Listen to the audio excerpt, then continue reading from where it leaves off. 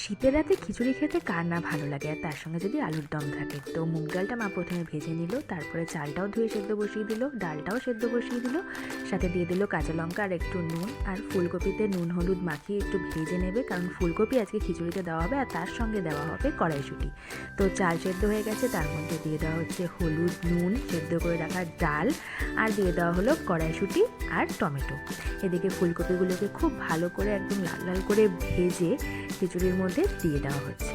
এদিকে ফোড়নের জন্য নিয়ে নেওয়া হয়েছে গোটা জিরে, তেজপাতা আর শুকনো লঙ্কা, যেটা কড়াইতে দিয়ে খুব ভালো করে ফোড়ন করে নেওয়া হলো। এদিকে খিচুড়িও প্রায় সেদ্ধ হয়ে গেছে, ফোড়নটা দিয়ে খুব ভালো করে নাড়াচাড়া করে এদিকে গ্রেট করে রাখা আদা আর জিরের গুঁড়ো দিয়ে একটু ভালো করে মিশিয়ে খিচুড়ির মধ্যে দিয়ে দেওয়া হলো, আর সামান্য একটু দিয়ে দেওয়া হলো চিনি, সবশেষে দিয়ে দেওয়া হলো ঘি।